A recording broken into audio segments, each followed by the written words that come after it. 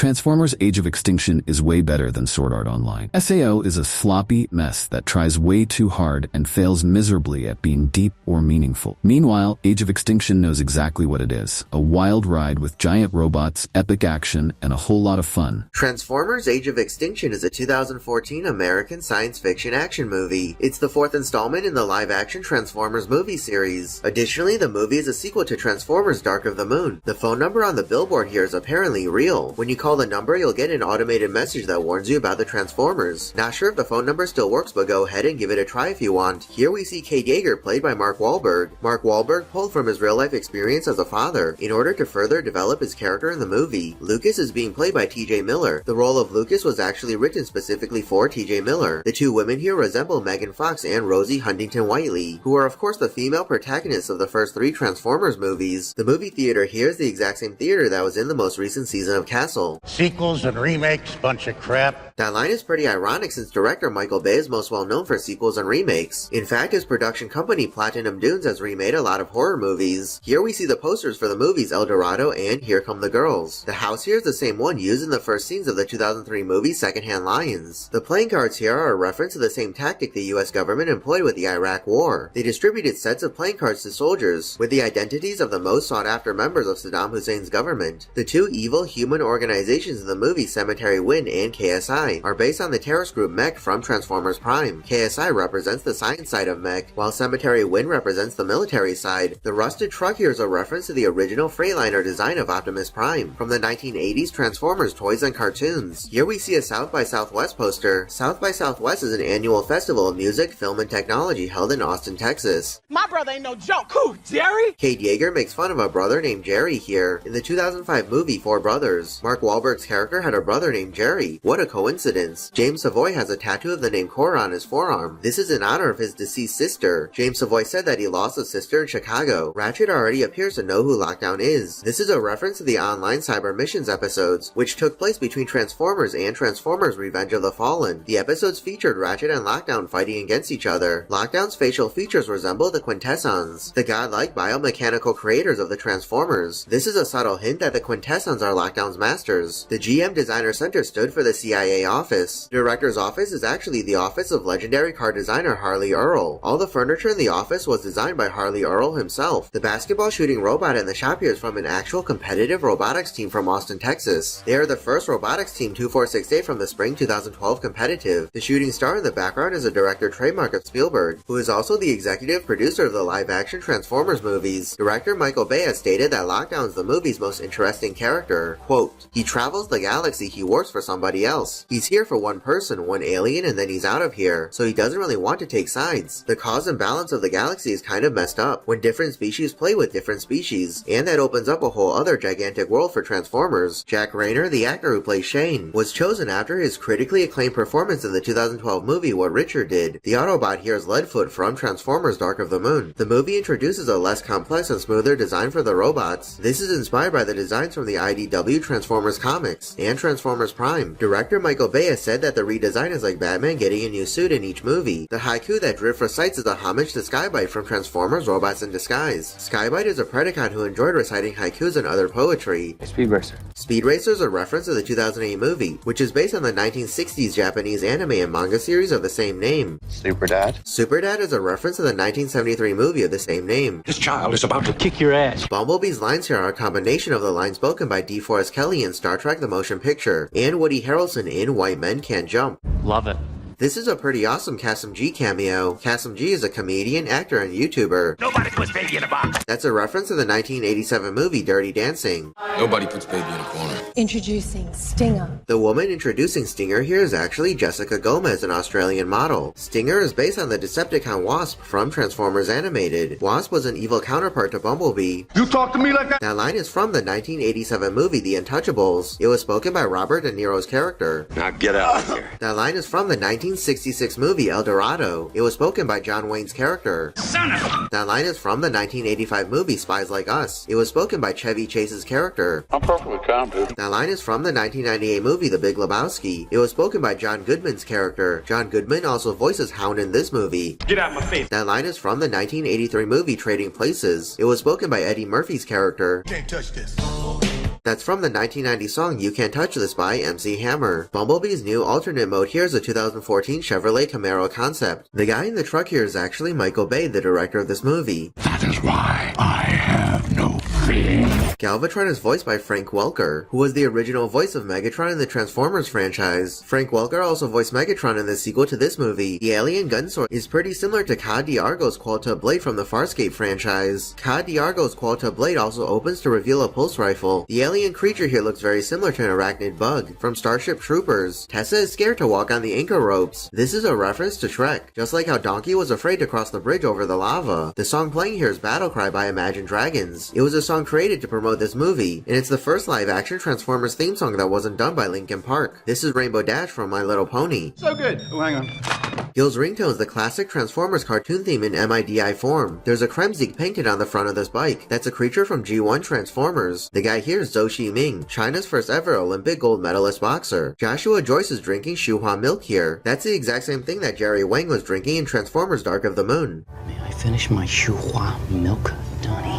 This is Candice Dao, a Chinese model and actress. She won the Miss Bikini International China pageant and went on to represent China in the Miss Bikini International China pageant. Candice Dao appeared in this movie because she won the role. From the Transformers 4 Chinese Actors Talent Search reality show, according to the filmmakers, Mark Wahlberg actually did 90% of his own stunts.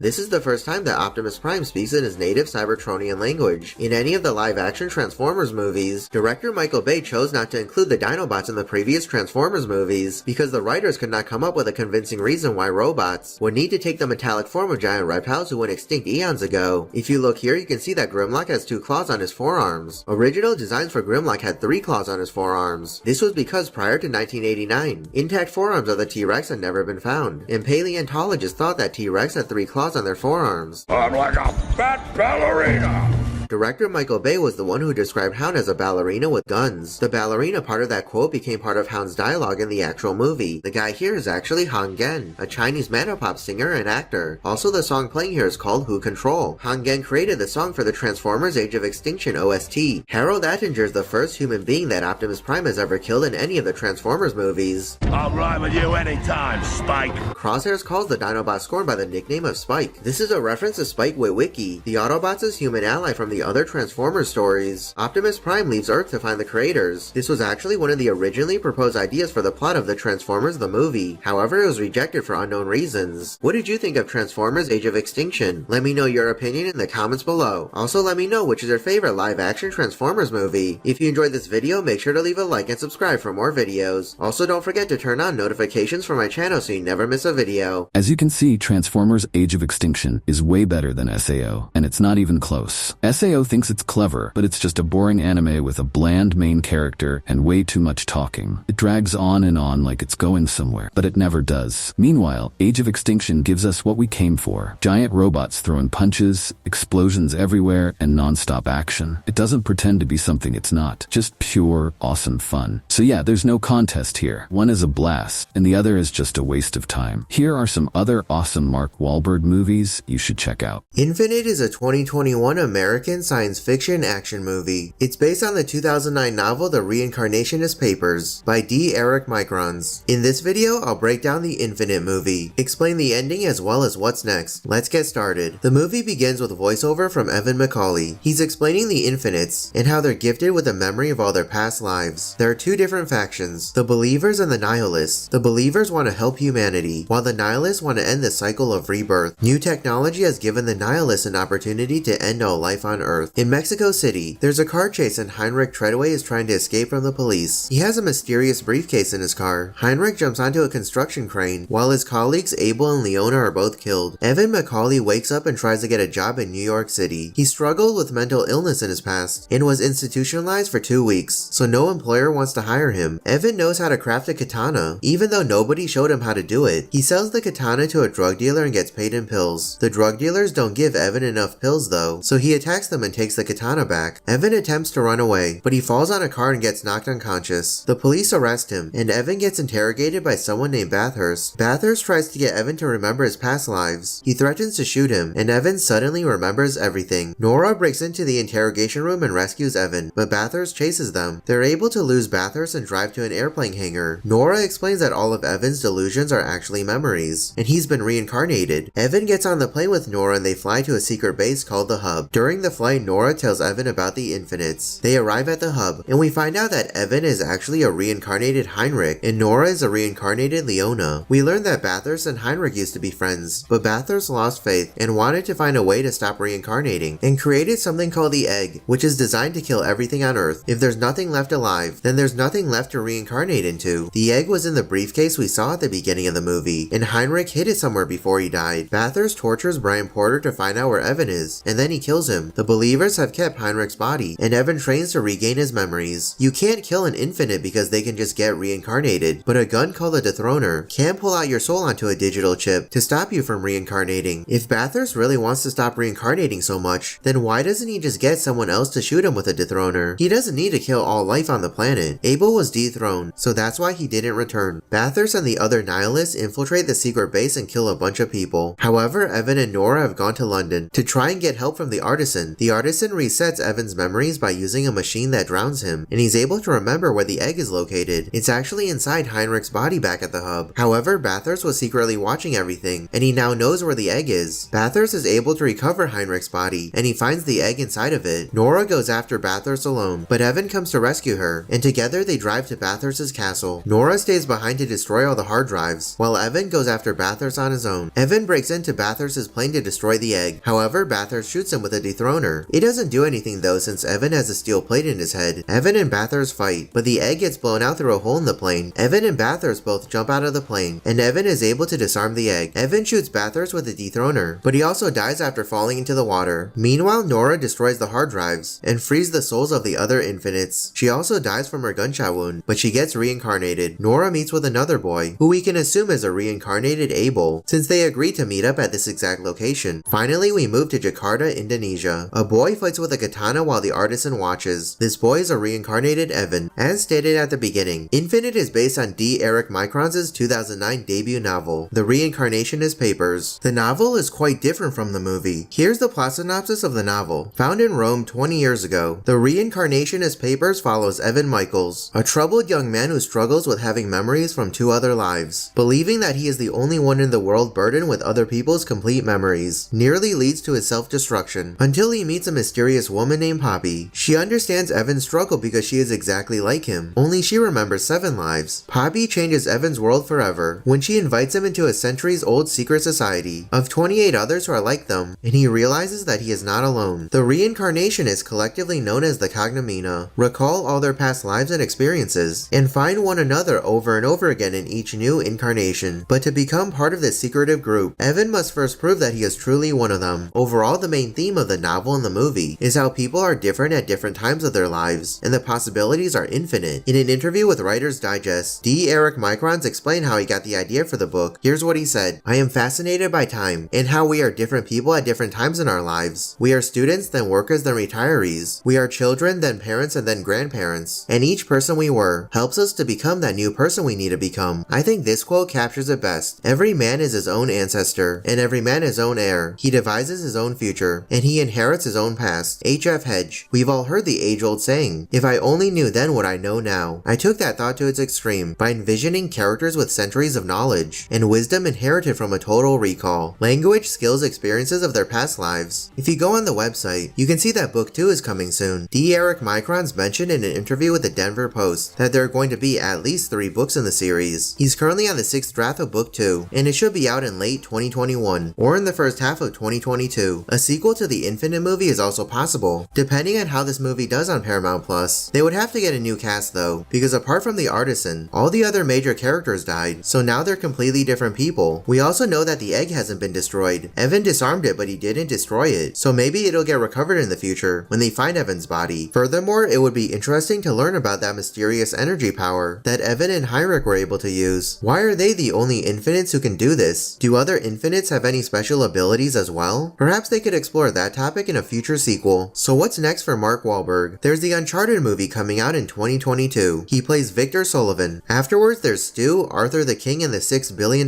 Man. What did you think of Infinite? Let me know your opinion in the comments below. I personally thought it was alright. The action was decent, but the story overall felt very generic. Be sure to check out some of the other ending explained videos on this channel. Spencer Confidential is a 2020 American mystery comedy thriller movie. It's loosely based on the novel Wonderland by Ace Atkins. If you're unsure about the ending, then you definitely came to the right place. In this video, I'll explain the ending of Spencer Confidential. This video will contain spoilers for Spencer Confidential, so make sure you watch that movie first before watching this video. Anyways, let's get started. So we find out that Driscoll was the one behind everything. He killed both John Boylan and Terrence Graham, and made it look like a murder.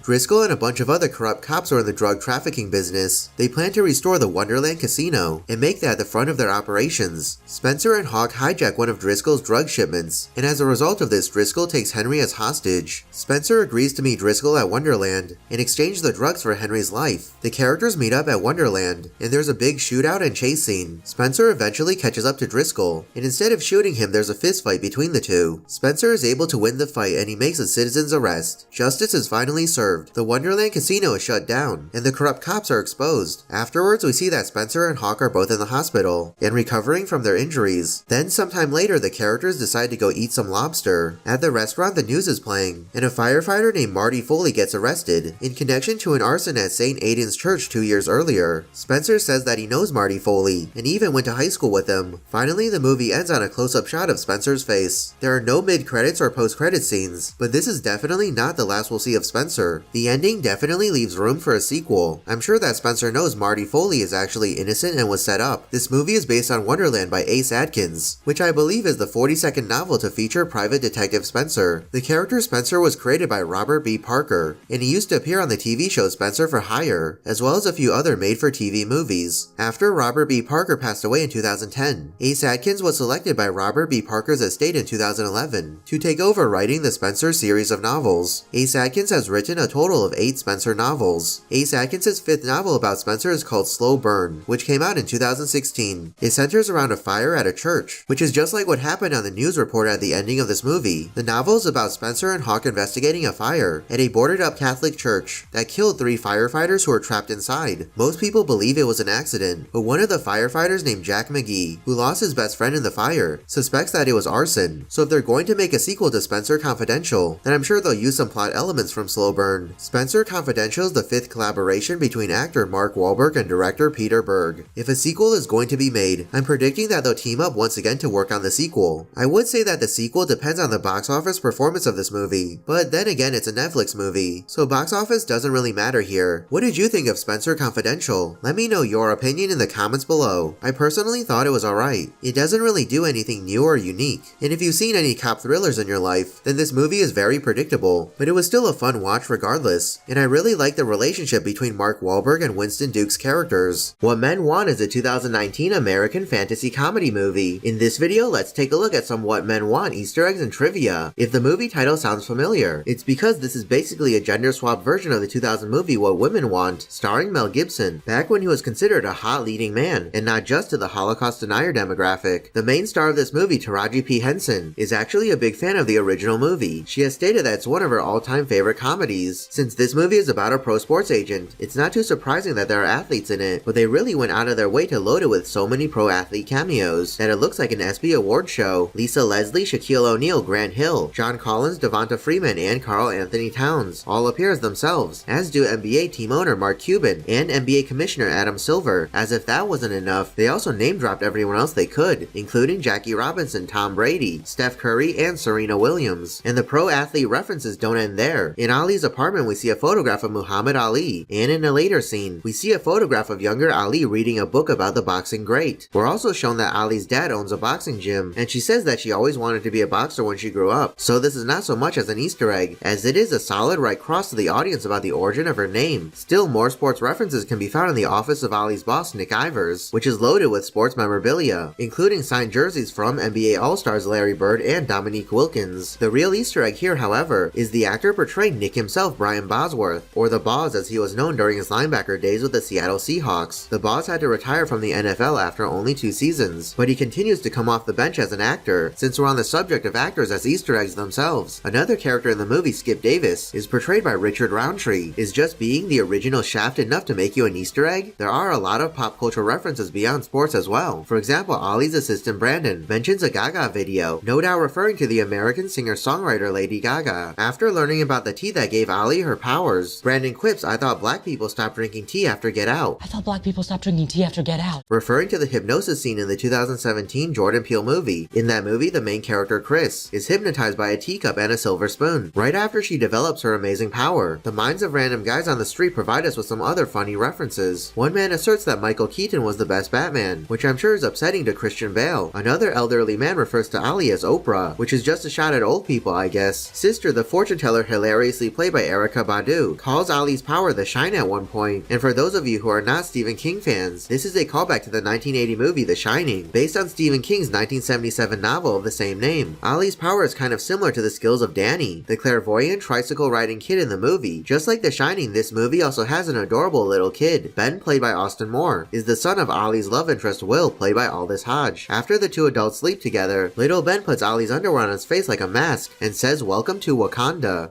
Welcome to Wakanda. That, of course, is a reference to the fictional African nation that is home to Black Panther. In the 2018 Marvel movie of the same name, Ollie's skills really prove their worth during the poker scene. She not only learns who is bluffing, but also the secret love of one of the players for Real Housewives, the Bravo Network's reality show franchise. Just like the top-rated Real Housewives of Atlanta, What Men Want was also set and shot in Atlanta, Georgia. The script originally placed the story in Chicago, but director Adam Shankman suggested the shift to the Peach State. Furthermore, this is Adam Shankman's first R-rated movie. His previous turns in the director's chair gave us The Wedding Planner, A Walk to Remember, and the 2007 version of Hairspray. Adam Shankman wanted to be clear that this movie is not connected to What Women Want. Important info for all the people writing fanfiction on this. Don't want to violate the canon or anything. The idea for this non-related movie came from former Paramount Players president Brian Robbins. He also suggested Taraji P. Henson for the lead role. Some of the people working on this movie have worked together before. For example, Taraji P. Henson worked with Aldous Hodge on the 2016 movie Hidden Figures, and cast members Pete Davidson and Tracy Morgan know each other from their time on Saturday Night Live. Despite the star power of the cast, they managed to get the movie made for a mere $20 million.